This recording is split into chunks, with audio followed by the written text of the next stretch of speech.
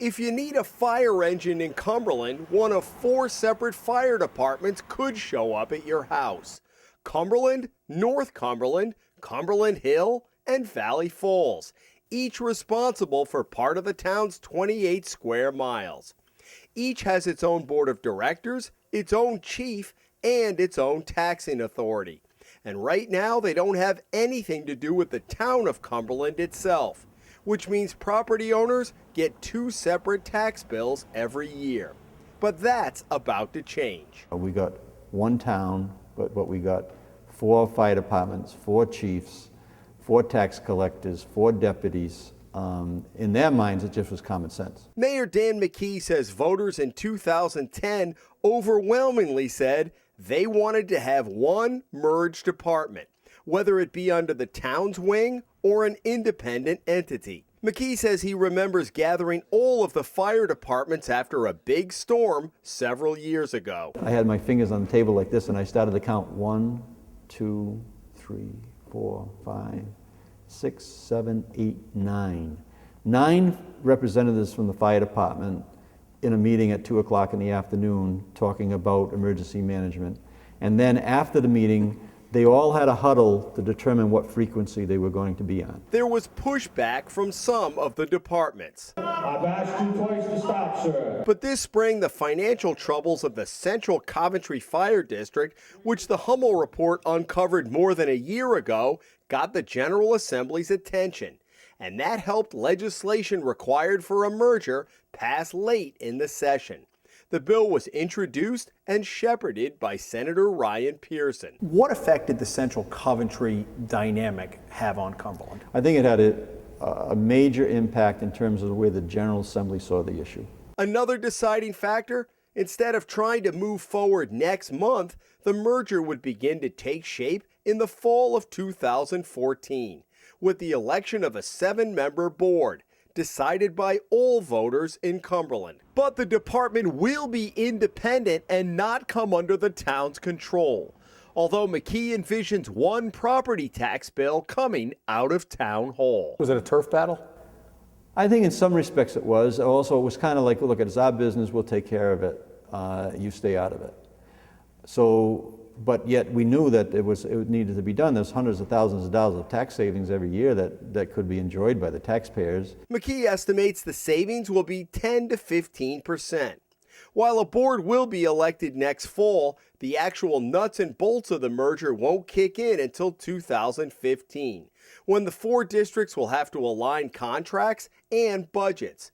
Another challenge, 2 of the districts work on a different shift schedule than the other 2, and they have differing tax rates. The other key provision of a merger, the new department will have to live under the state's tax cap on spending every year, something they don't have to do now.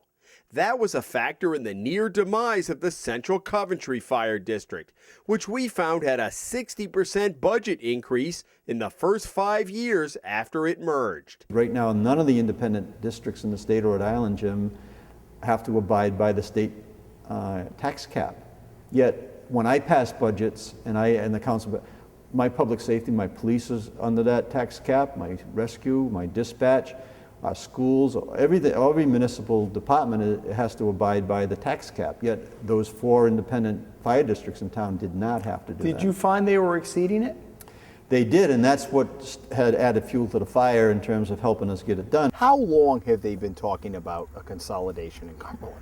Well, that's the reason I brought my little binder here, because I have a note here from 1965. Brian Jackvoni is a Cumberland native who became chief of the Valley Falls Department in 2007, after 24 years with the Providence Fire Department. He says there has already been streamlining and savings for the taxpayers. Jackvoni took over chief duties for the North Cumberland Department when its chief left in 2011. Right after voters said they wanted to see a merger. Jackvoni said some administrative and deputy chief positions have already been eliminated, the latter with the cooperation of the union. We've consolidated on the administrative side, and that, is acceptable, and it makes sense. Now, when you talk about the actual feet on the street, the firefighters who respond to the calls, yes, we want to maintain, a certain level of service that the people have already accustomed to.